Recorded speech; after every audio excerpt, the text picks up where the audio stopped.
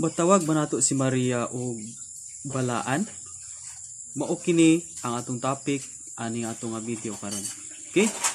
So adto ta sa pulong sa Dios, tuki na butas pulong sa Dios og tinuod ba kini nga claim sa kadaghanan nga si Maria is holy, no? Mao kini ang sagad ginaampo sa kadaghanan nga Holy Mary o balaan nga Maria. Okay, sa Biblia igsuon sayod ta nga si Maria usa ka matarong nga tawo, usa ka righteous woman o usa siya ka gipili sa Dios nga diin didto malalang sa Espiritu Santo si Jesus Christ. Okay? So si Maria sa diyang nag-conceive siyang Jesus Christ, gitawag siya sa Biblia o putli pa siya atong panahon na. No, wa pa sa kilabti ni Jose. Unya matarong po nga tawo si Jose, dili po siya buot nga si Maria, iya pong pakaulawan.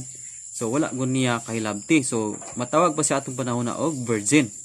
Now after natawo si Jesus Christ, matud pa sa Biblia nga wala hilabti ni Jose human matawo hangtod nga natawo si Jesus Christ. So after natawo si Jesus Christ, aduna na siya mga igsuon, aduna na siya mga igsuon nga lalaki o babae. Silang Judas, Simon, pangon man silang Joseph.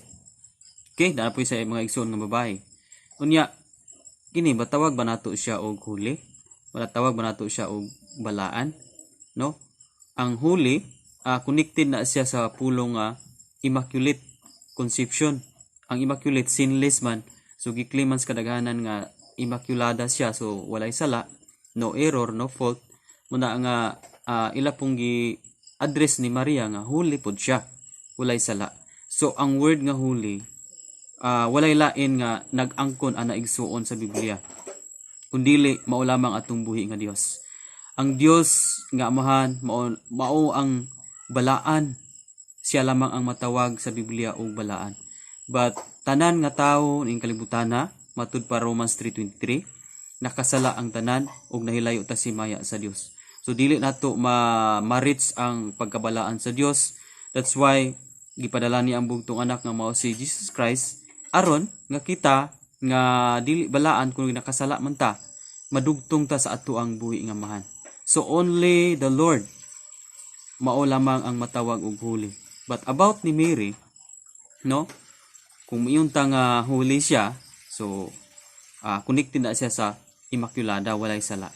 But sa Biblia, ang termino nga gamit ni Maria is balaan, blessed, no? Blessed Mary or bulahan nga bulahan siya sa mga babayi nga tanan, no? Gitawag siya sa Biblia og bulahan. But wala nagmention ang Biblia og balaan. Wa mo yun ang Biblia nga balaan nga Maria. No, ang yun sa Biblia bulahan siya sa mga babayeng tanan. So kana dili nato siya matawag og holy, no? Pareho ra na nato nga tawo, pareho na pong nakasala, Romans 3:23.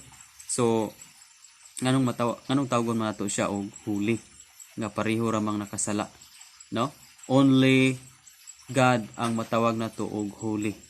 Okay? So mao lang ni ang ato ang topic ni nga video. God bless. Kita na buta sa next video.